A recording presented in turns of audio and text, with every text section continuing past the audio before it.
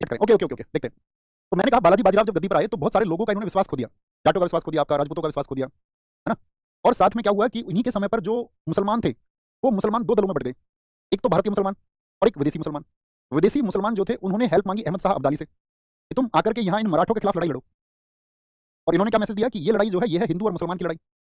तो जिन हिंदुओं को इनका साथ देना चाहिए था उन हिंदुओं से इनके टर्म्स अच्छे रहे नहीं। भाई अगर तुम महाराष्ट्र से पानीपत थर्ड हुआ तो महाराष्ट्र से ये लोग कहाँ लड़ने, पानीपत में, हरियाणा में, तो दक्षिण से उत्तर आए। अब साउथ के लोग इसलिए तो नाराज रहते हैं नॉर्थ के लोगों से। वही कहते जब हम वहां गए थे 2000 किलोमीटर लड़ने तो तुमने अपना फोन ऑफ कर लिया था। अब बनते तुम बहादुर हो उत्तर भारत के सारे लोग, तुम ऐसे पेश आते हो कि तुमसे बड़ा कोई क्षत्रिय है ही नहीं।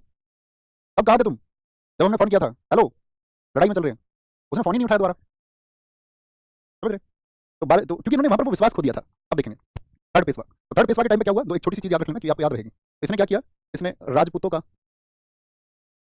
का जाटों का, इन दो उन सशक्त जातियों का समर्थन खो दिया जो उत्तर भारत में रूल करने के लिए जरूरी थी उस समय पर, जो राजनीतिक रूप से मजबूत थे या आपका सैनिक रूप से मजबूत थे, अगर इनका साथ ही लेते। और इसी समय पर इसी का फायदा उठाया किसने, दो ग्रुप जो बने, एक तो भारतीय मुसलमान मैंने कहा आपसे, और एक विदेशी मुसलमान।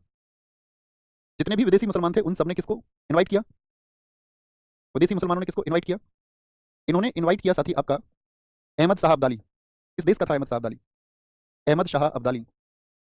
अहमद शाह अब्दाली इसको बोलते हैं कि ये आपका दुर्रानी साम्राज्य, किससे, दुर्रानी साम्राज्य जो कि कहाँ का है, ईरान का, वहां से ही आया।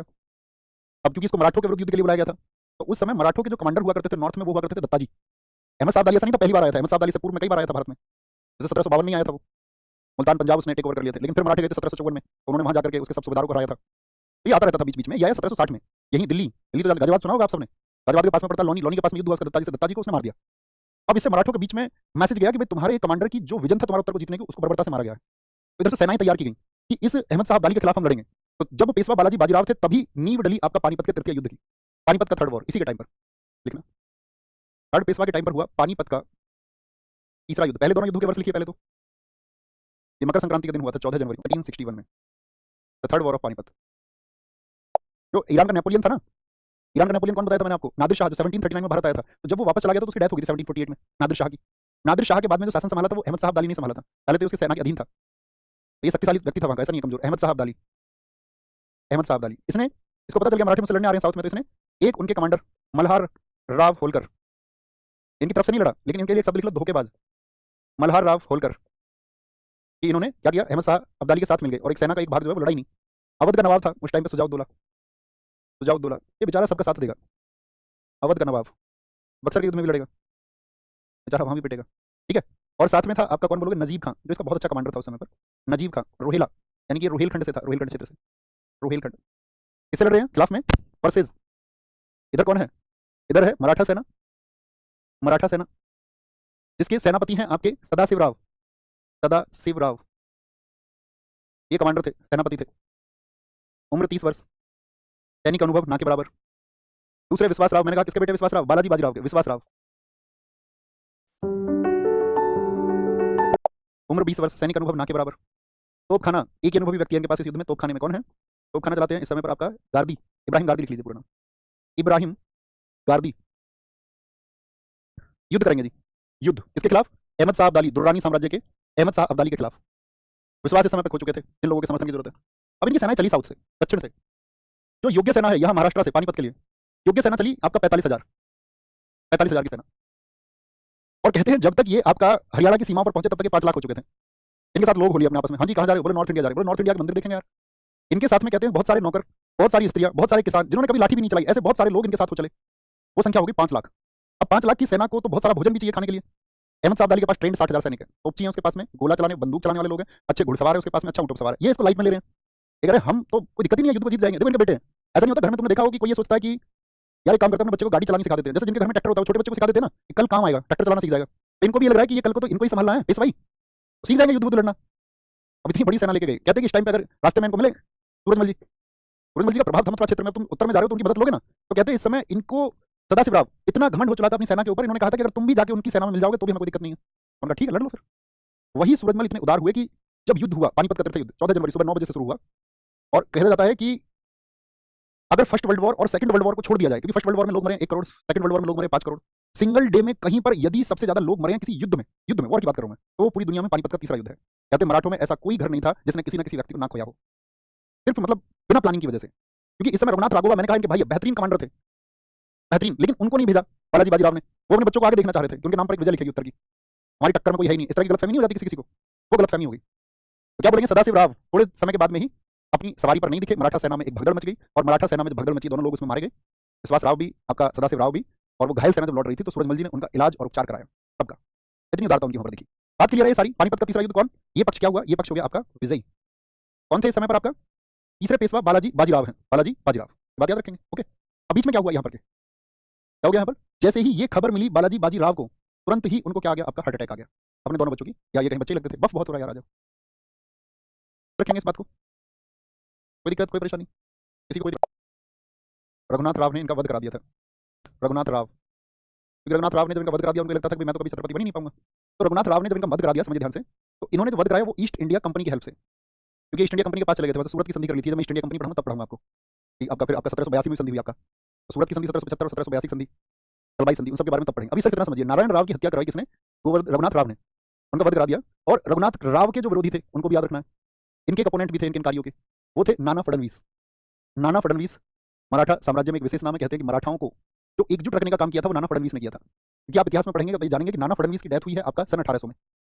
बताओ जी किस वर्ष में डेथ हुई, एक बार लिखिए फटाफट से। आप कहेंगे भैया सन 1800 में उनकी डेथ हुई, और इनकी डेथ जो है, इनकी डेथ के बाद में मराठा जो साम्राज्य था वो एकदम से बिखर गया था। जैसे कि अगर मैं बताऊं बिखर कैसे गया, मतलब हिस्से हो गए। जैसे ग्वालियर, ग्वालियर आज भी आप पढ़ते होंगे भारतीय राजनीति में एक आपका योगदान है सिंधिया, जिनके ऊपर ये आरोप है कि उन्होंने रानी लक्ष्मीबाई के खिलाफ खिलाफत की थी। ग्वालियर, उसको भी पढ़ेंगे जब हम सारी चीज़ों पर बात करेंगे। बड़ौदा, बड़ौदा में साथी आपने देखा होगा गायकवाड़ फैमिली, गायकवाड़। आपसे मैं एक टास्क दूं आपको, एक व्यक्ति के बारे में थोड़ा सा पढ़ना, सयाजी राव गायकवाड़, हम सब करते पढ़ेंगे, बोलेंगे कोई दिक्कत कोई परेशानी, बोलेंगे। बड़ौदा के बाद में, बड़ौदा के बाद में नागपुर में जो थे भोसले, इसी परिवार से कौन जुड़े हुए थे मैंने आपको बताया था, छत्रपति शिवाजी महाराज भोसले। और इंदौर में जो होलकर हैं, इंदौर में होलकर फैमिली। और आपका ये अलग हो गए, पुणे में पेशवा अलग हो गए, पेशवा। तो ये सब क्यों अलग हो गए थे, क्योंकि नाना फडणवीस जो इनको बांधे रखते थे एक साथ, बहुत कूटनीतिक व्यक्ति थे, रघुनाथ के विरोधी भी थे। उनकी मृत्यु के बाद में इनमें क्या हो गया था, सब लोग बट गए थे। तो रघुनाथ राव ने जब बंद कर दिया तो यहाँ पर अंग्रेजों की हेल्प ली, और बीच में कौन आ गया आपका यहाँ पर, नारायण राव के बाद में आए इनके पुत्र, ऐसे लिख लो, एरो से थोड़ा दिक्कत होती है। इनके जो पुत्र आए उनका नाम है माधव राव, माधव राव नारायण सेकंड। आप चाहें तो बहुत गौर से भी ना पढ़ें, कोई दिक्कत नहीं। माधव राव नारायण सेकंड 1773 से 74, क्योंकि जब आप कोई कमीशन का एग्जाम देंगे तो इनका क्रम बहुत पूछा जाता है। तो जब ये बैठे और इधर जाकर के रघुनाथ राव ने वध करा दिया, तो Raghunath Rao east India company के साथ में मिले हुए थे, और यहाँ पर कुछ समय के लिए रघुनाथ राव भी रहे, कुछ समय के लिए, कुछ दिन के लिए, लेकिन मुख्यतः फिर आया आपका माधव राव सेकंड। माधव राव सेकंड, ये फ्लो चार्ट बनाओ पहले, 1774 से 95। माधव राव सेकंड के बाद में रहे थे बाजीराव सेकंड, 10,031 उसकी डेट है। हाँ जी, 1731 ही होगी। वारणा संधि जो संभाजी द्वितीय से हुई 1731 में हुई, क्या हमने कुछ और वर्ष लिख लिया उसका, 1721, सॉरी रियली सॉरी भैया, इसको एक बार करेंगे, इसको वारणा बोलिए, वारणा संधि बोलिए, 1731 में हुई है। क्योंकि मैंने आपको बताया था 1728 1724 में आपका निजामुल मुल्क बना था, तो उसने अपने उत्तराधिकारियों के लिए संभाजी द्वितीय भड़काया था, वे अपने उत्तराधिकारियों की मांग करो, और अपने उत्तराधिकारियों की मांग के लिए जब खड़े हुए तो वारणा में युद्ध हुआ था फिर 1731 में। नाना साहब का संबंध कहां से था भैया बताएं, 1857 की क्रांति में, जिन साथियों ने पढ़ रखा हो इतिहास को। तो ये हमारी जनरल चीजें हैं। अभी हमारी कुछ चीजें जो हैं मराठा साम्राज्य की, वो हम समझ पाएंगे किसके साथ में, मराठा साम्राज्य की कुछ चीजों को हम समझ पाएंगे। उससे पहले हमको समझना होगा ईस्ट इंडिया कंपनी को, और जब हम ईस्ट इंडिया कंपनी कैसे फैली तभी हम कर्नाटक के राज्यों को समझेंगे। मराठा में अंग, जैसे हम बोलेंगे बर्मा में उन्होंने कंट्रोल किया, तो बर्मा में उस समय की क्या राजनीति थी, या आपका सिखों से उन्होंने संघर्ष किया, तो सिखों में अगर हम बात करेंगे सिखों के समय पर उनका क्या आपका प्रभाव था, समझ रहे हैं हम सब करेंगे। भैया कानपुर में था नाना साहब, हाँ जी, 1857 के सिलेक्शन में हम समझेंगे। भैया मेरा सिलेक्शन उत्तर प्रदेश पुलिस में पास में था। पंत प्रतिनिधि और हुकूमत पनाह नामक दो पदों की अवधि किसके प्रधान में जोड़ी गई, इसको किसने जोड़ा था, राजाराम जी ने जोड़ा था। अच्छा कक्षा की डेट और लिख देना, आपको बताना क्लास कब होगी अब, जो हम आपका करना। ओके, तो क्या बोलेंगे, साहू जी ने मुगलों को कब रिहा किया था, 1707 में। निम्नलिखित पेशवाओं के शासनकाल पर विचार करिए और उन्हें कालक्रमानुसार लगाइए, कौन से पेशवा कब हुए, कौन से पेशवा कब हुए, जरा देखेंगे यहाँ पर। तो कहेंगे भैया बालाजी विश्वनाथ तो सबसे पहले ही है, एक तो सभी में है, एक ऑप्शन को हटा देंगे। अभी पूछा गया यूपीपीसीएस प्रीलिम्स प्रेजेंट वाले में। फिर आप क्या बाजीराव प्रथम, ये 1713 1720 थे, ये 1720 1740 थे। फिर कौन आए आपका बताएंगे, फिर माधव राव प्रथम, और उनके बाद में नारायण राव आए थे, यानी कि 1 2 4 3 बनेगा। ऑप्शन ए एकदम सही है। बाजीराव प्रथम या बाजीराव बल्लाल के पुत्र कौन थे, बाजीराव प्रथम के पुत्र का क्या नाम है, तो मैंने बताया था बाजीराव प्रथम के पुत्र का नाम है उनके पिता और दादा दोनों के नाम पर, तो बालाजी विश्वनाथ, ठीक है, बालाजी विश्वनाथ थे। बोलो हाँ जी भैया, दोनों के नाम पर, पिताजी और दादाजी के नाम पर। निम्नलिखित पेशवाओं पर विचार कीजिए और उन्हें आरोही क्रमानुसार। देखो रघुनाथ राव कंसीडर करना, कुछ समय के लिए रहे थे राघोबा, इनकी कहानी सुनाऊंगा मैं जब ईस्ट इंडिया कंपनी, ये जो पहली संधि के बारे में बताऊं ना, 1775 को स्टेट 3 युद्ध हुए हैं अंग्रेजों और मराठाओं के बीच, ईस्ट इंडिया कंपनी के एक्सपेंशन के टाइम पे पढ़ेंगे। अभी तुम ये मत सोचना किसी एक टॉपिक के लिए भैया इस टॉपिक में ये चीज तो मिस थी, तो इसका मतलब अगर मैंने उसको छोड़ा है तो इसीलिए छोड़ा होगा कि उसके लिए जो जरूरी घटनाक्रम आपको पहले समझना है वो समझ लेना होगा। बोलेंगे रघुनाथ राव, बालाजी बाजीराव, नारायण राव या बालाजी विश्वनाथ, तो बालाजी विश्वनाथ तो कौन से नंबर के भैया, तो कहेंगे पहले बालाजी विश्वनाथ आपका तीसरे नंबर के हो गए, क्योंकि पहले तो दे ही नहीं रखे इन्होंने। फिर आपका बालाजी बाजीराव हो गए, आपका बाजीराव हो गए तो 4 2 बन जाएगा, 4 2 3। अभी पूछा गया यूपीपीसीएस प्रीलिम्स 2024, इस वर्ष में बाजीराव प्रथम ने पुर्तगालियों से बसीन को जीत लिया 1739 में एमपीएसआई में। मराठा राजा किसके समय में एक गैर संस्था और पेशवा आभासी शासक बन गया था, यानी कि मराठा राजा किसके समय में गैर संस्था और पेशवा जो है वो आपका एक आभासी विर्चुअल विर्चुअल, ये किसके समय पर, बालाजी बाजीराव के समय पर, क्योंकि मैंने कहा ना इसी के समय पे चरम पे पहुंचा और इसी समय पतन की तरफ आया। यूपीएससी का हाँ बालाजी बाजीराव एकदम सही होगा। शिवाजी के बाद गुरिल्ला रणनीति के सर्वश्रेष्ठ प्रतिपादक वो आपका बाजीराव प्रथम है। इन्होंने देखो जो गुरिल्ला नीति हमारे देश में उसको अगर मैं कहूँ मराठाओं में किसने अप्लाई किया था सबसे पहले छत्रपति शिवाजी महाराज जी ने छिप के छापा मार की बड़ी सेना को कैसे टेकल किया जाए। लेकिन इससे पहले ये नीति किसकी थी? तो वो महाराणा प्रताप जी की भी नीति थी। उन्होंने जो मुगलों से संघर्ष किया था तो वो इसी नीति से किया था। इसलिए महाराणा प्रताप जी को माना जाता है कि वो छापामार नीति के अग्रणी है, छापामार पॉलिसी के। पानीपत की तीसरी लड़ाई में निम्न में से किन दो के बीच लड़ाई लड़ी गई थी? तीसरी लड़ाई में मराठा और दुर्रानी साम्राज्य। 20 साल की उम्र के शासनकाल में बाजीराव को पेशवा के रूप में नियुक्त किया गया था। किसके पेशवा बने थे? बाजीराव छत्रपति साहू के बने थे। कानपुर के विद्रोही नाना साहब निम्नलिखित में से किस पेशवा के पुत्र थे? तो वो किसके पुत्र है बताइए भैया? बाजीराव सेकंड के, इनके दत्तक पुत्र है। इनको अंग्रेज पेंशन देकर भेज देंगे, तभी चर्चा करेंगे 1857 क्रांति। बहुत मजा आएगा।